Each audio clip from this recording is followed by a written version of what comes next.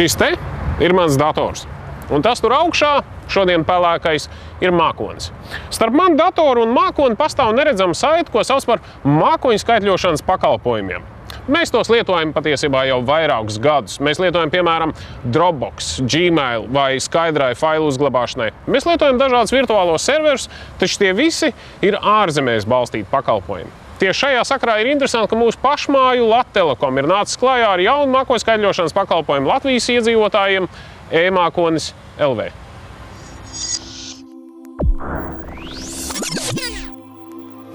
Mākoņu pakalpojumi, mākoņu datošana, mākoņu skaitļošana – visi šie latviskotie jēdzieni ir cēlušies no angliskā vārda salikuma cloud computing.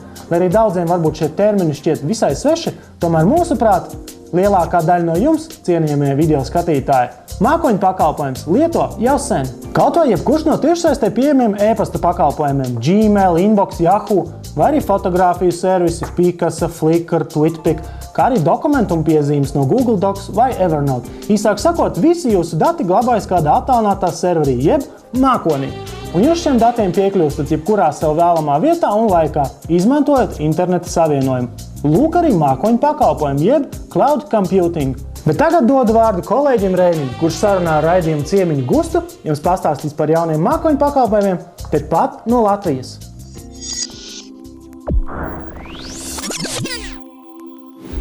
Kas tad īsti ir šie te mākoņu pakalpojumi? Kā IT pasaule vispār līdz tam ir nonākusi? Man šķiet, ka pats galvenais būtība īstenībā mākoņu pakalpojumi ir tāda, ka nevis pirkt, bet nomāt. Un tā ir galvenā arī priekšrocība. Tad mēs praktiski maksājam tikai par to, ko mēs patērējam. Un tā kā šobrīd biznesā ar vien vairāk bizneseņi meklē veidus, kā nopelnīt, un viens no variantiem ir mēģināt samazināt savas izmaksas, tad, protams, šis pakalpojums būtu viens no veidiem, kā, mēģināt optimizēt savas izmaksas. Mēs sākam tā kā ar maziem vidējiem uzņēmumiem. Piedāvājam, kā jūs teicu, divus produktus ir e-pasts un e-birojs. Ir domas, ko mēs tālāk varēsim piedāvāt produktus, bet mēs arī domājam par privātiem mūsu klientiem. Un viena no domām ir tāda, ka, privātie klienti varētu turēt savus datus mūsu mākonī. Tātad tās ir personiskās bildes, video vai pat mūzika. Tu minēji e-birojas uzņēmumiem kā vienu no pamatlietām. Kas tas ir?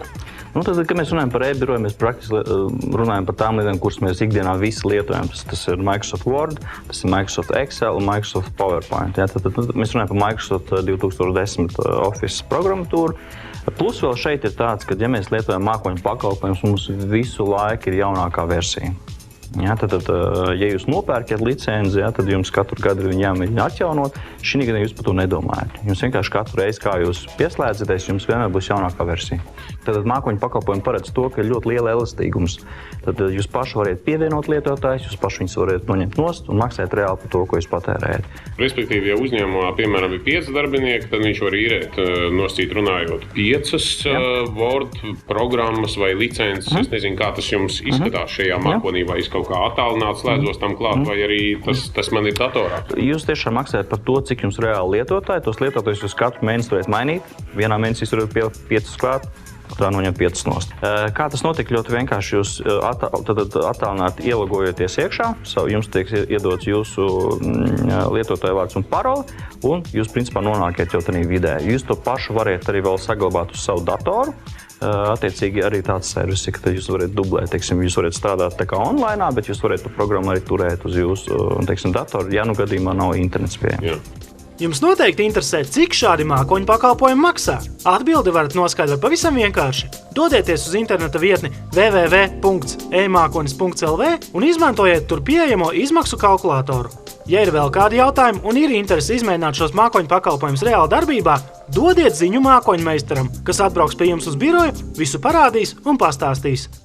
Kā tas tiks attīstīts nākotnē? Kādas vēl pakalpojumus mēs ieraudzīsim rīt, parīt vai nākamā? Tad tuvākie plāni ir tādi, ka mēs gribam piedāvāt saviem klientiem antivīrusu. Tā ir tāda pamata lieta, kā nekas īpašs, bet tomēr ļoti nepieciešama.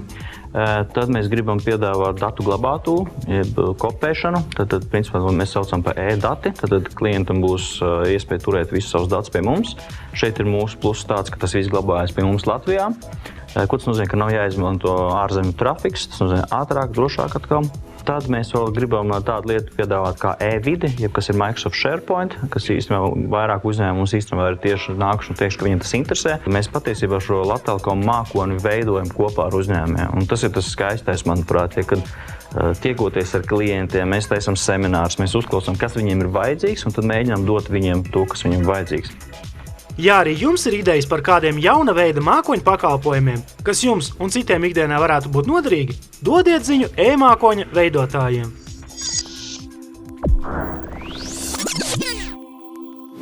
Šī visa sakarā man ir prieks, ka ar Latelekom pakalpojumu ienākšanu arī Latvija ir pievienojusies mākoņu skaitļošanas lielvalstīm. Un man nav vairs savu datu jāglabā, piemēram, Amerikā vai Īrijā, bet gan tepat pie mums, Latvijā.